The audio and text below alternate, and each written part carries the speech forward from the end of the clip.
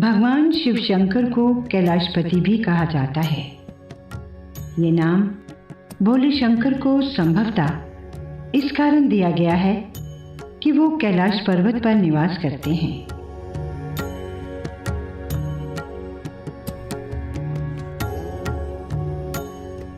भगवान शिव को प्रायः कैलाश पर्वत पर तप मुद्रा में बैठे ही दिखाया जाता है। वास्तविकता तो ये है कि भगवान को समर्पित अनेक धार्मिक तथा प्राचीन स्थल पर्वतीय क्षेत्रों में ही स्थित हैं।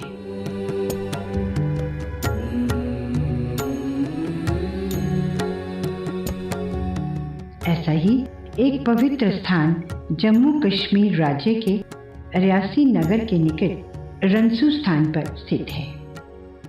रंसू नाम का ये छोटा सा पहाड़ी नगर जम्मू से लगभग 140 किलोमीटर उत्तर की ओर पर्वतों की गोद में बसा हुआ है।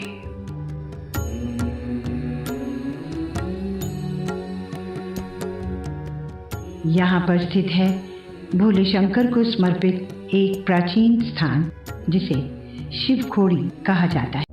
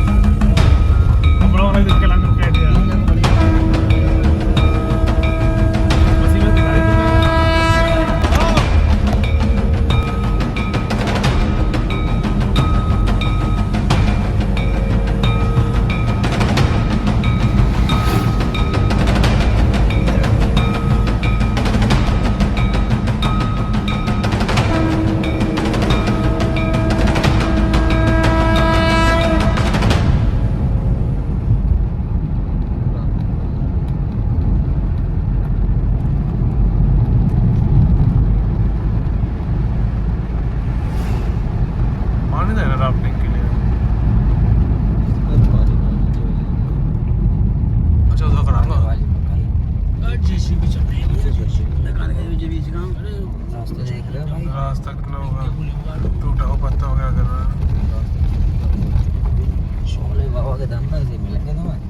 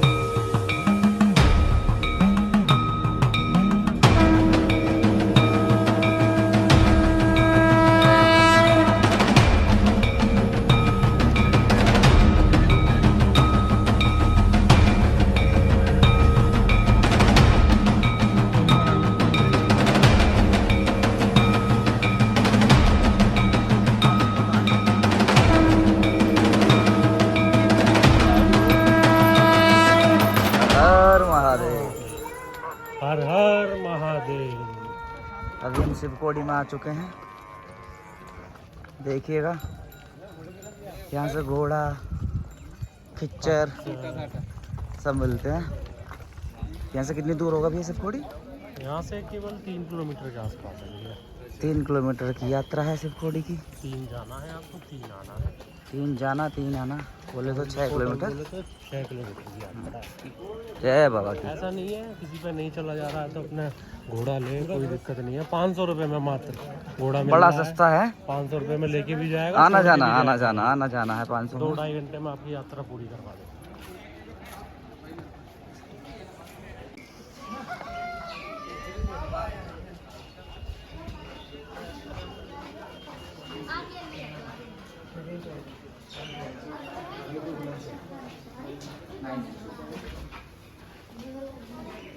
Two 7 4 8 0 8 0 8 5।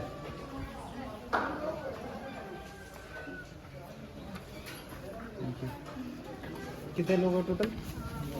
12 जाने दो 13 सब कुल मिला के कितने लोग? 13 लोग है ना। 13 लोग है ना। लिया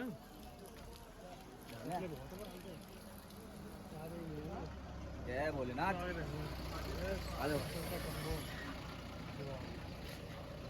चलो।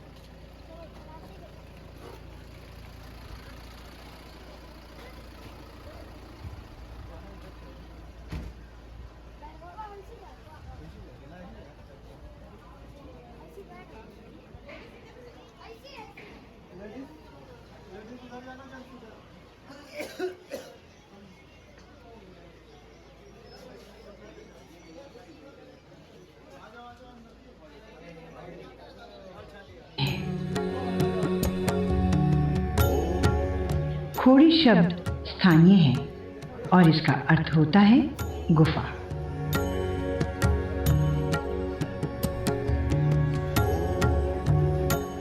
इस गुफा में भगवान शिव विराजमान हैं। इस कारण इसे शिवखोड़ी नाम दिया गया है। ये पवित्र गुफा रंसू नगर से लगभग 3 किलोमीटर दूर है। ये सारा रास्ता पैदल चलकर ही पूरा करना पड़ता है।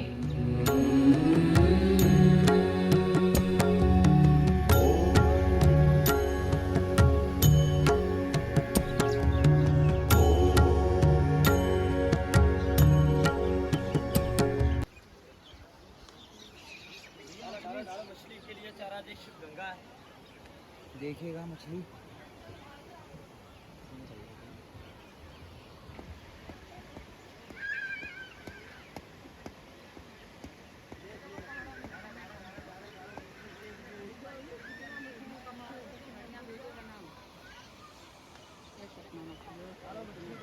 बड़ी बड़ी मछली है, इसमें सब डालते अपन। हर आधे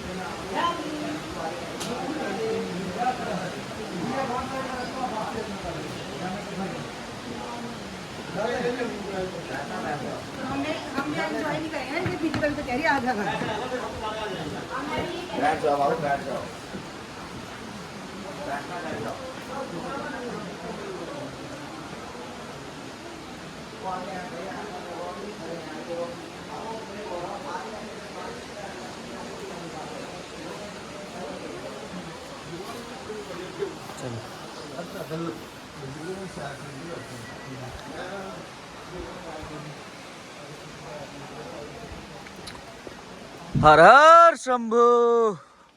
हर हर महादेव, हर हर शंभू। जय भोलेनाथ।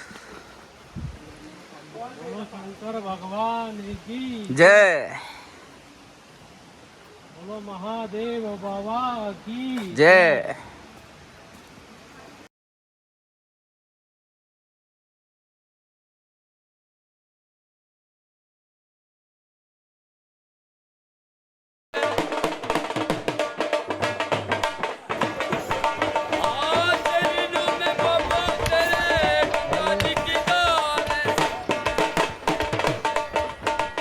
ऊंचे पर्वत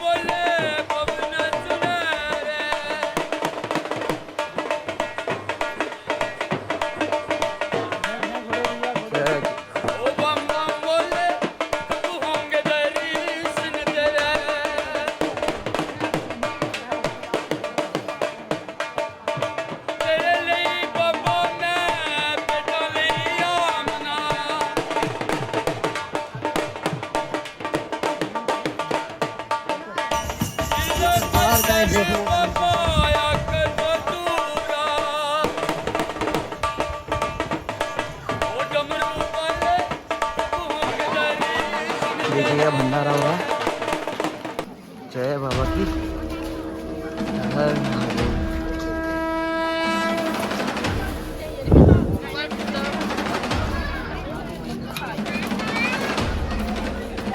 भंडारे का आनंद लेते हुए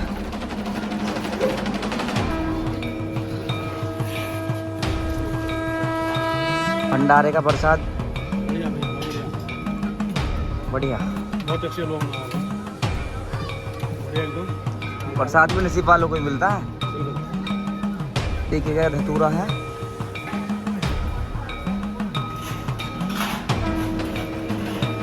जय बाबा। प्रवीण भाई भोले का प्रसाद लेते हुए भाई प्रसाद बाकी बाबा है यहाँ पर, माता रानी का दरबार लगा हुआ। बाबा का धाम बचा है 2.2 किलोमीटर। जय बोले, चल रहे हैं, बचेगा क्यों ना। जय हो बाबा की, जय बाबा की।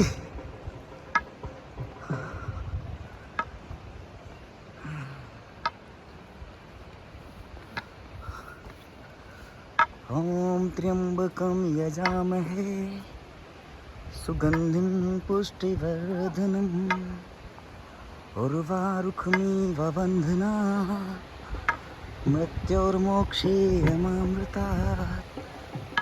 ओम त्र्यंबकम यजामहे सुगंधिं पुष्टिवर्धनम्। यहाँ से गुफा के द्वार तक के रास्ते का पूर्णतः नवनिर्माण किया गया है।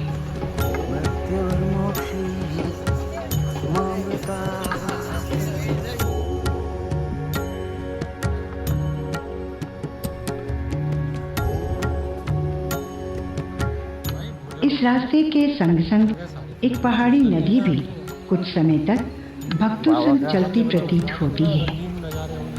इस नदी को स्थानीय लोग दूध गंगा कहते हैं।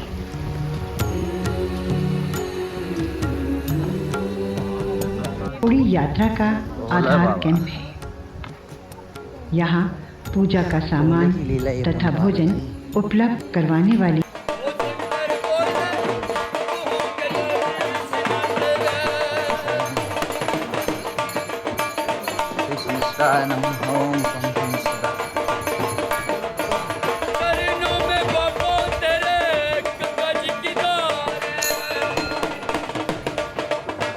गणेश मुखी पर्वत।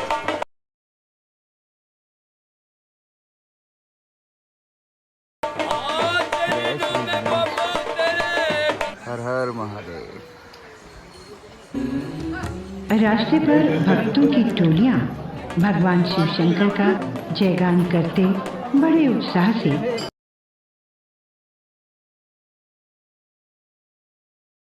1 मीटर चौड़ी तथा 2 से 3 मीटर ऊंची है।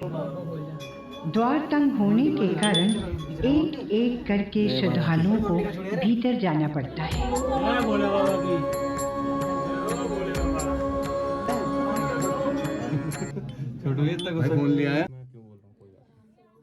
यहाँ ये बात बड़ी आश्चर्यजनक लगती है कि ये अनुमानता माता वैष्णो देवी की पुरानी गुफा से 10 गुना अधिक लंबी उतरना पड़ता है।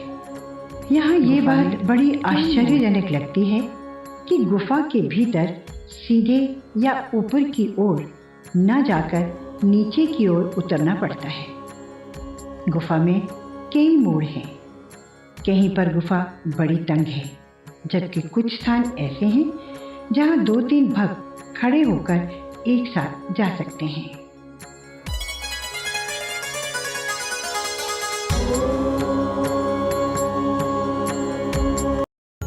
गुफा के भीतर अनेक स्थलों पर प्राकृतिक रूप से कई आकृतियां बनी हुई हैं।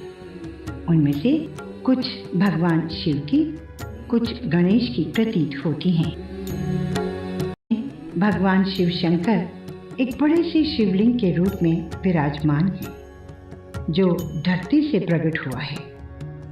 लोगों का विश्वास है कि ये शिवलिंग अनंत है, अर्थात धरती के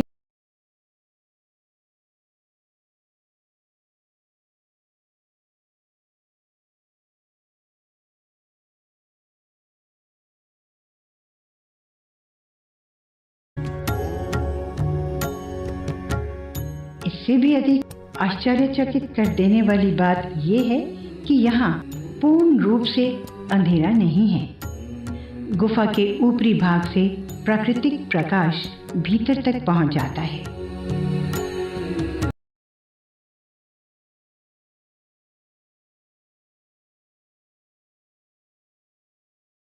खोड़ी बाबा के दर्शन उस समय के दर्शन हैं। कहते हैं बसमा असुर ने भोले बाबा जी की तपस्या की। भोले बाबा जी उस पर प्रसन्न हुए, उसे वरदान मांगने के लिए कहा। उसने ये वरदान मांगा कि मैं जिसके सिर पे हाथ रखूं वही भस्म हो जाए। भोले बाबा जी ने उसे वरदान दिया। एक दिन वो भगवान को ही मारने चल पड़ा। उस समय भोले बाबा जी ने त्रिशूल मारा जो इस पहाड़ को लगा, जिससे ये गुफा बनी और भोले बाबा जी अपने परिवार को लेकर अंदर आकर बैठ गए। पीछे से विष्णु भगवान ने मोहिनी रूप धारण करके उससे नाच करवाया। नाचते ही नाचते उसने अपना ही हाथ अपने सिर पर रखा, उसी से वो भस्म हो गया। अपने ही अच्छे कर्मों के अनुसार जीव की उन्नति होती है, तरक्की होती है, और अपने ही बुरे कर्मों के अनुसार उसका विनाश हो जाता है। इसलिए सभी को अच्छे काम करने चाहिए। इसी तरह हमारा मूल लक्ष्य क्या है? हम सभी क्या हैं? मनुष्य हैं। और मनुष्य जोनी में आकर मनुष्य का क्या काम है? भगवान को प्राप्त करना। तो जो भगवान के रास्ते पे चलेगा वही भगवान को प्राप्त कर सकता है। भगवान को प्राप्त करने के लिए सभी भक्त लोग अपने तरीके से भक्ति करते हैं। माता पिता भक्ति करते हैं, नन्हा सा बच्चा भी उनको देख के जय जय करता है। बच्चे जवान बूढ़े सभी अपने अपने तरीके से भक्ति करते हैं। कोई जप करता है, कोई तप करता है, कोई व्रत रखता है, कोई अनुष्ठान करवाता है, कोई उपवास रखता है। अपने अपने तरीके से सभी भक्त लोग भगवान की भक्ति करते हैं। सबसे आसान रास्ता प्रभु को प्राप्त करने का, सबसे पहले अपने जो घर के भगवान हैं उनकी सेवा करो। पिता स्वर्गा पिता धर्मा पिता ही परमं तपा पितृ प्रीतमापन्ने प्रियंते सर्व देवता।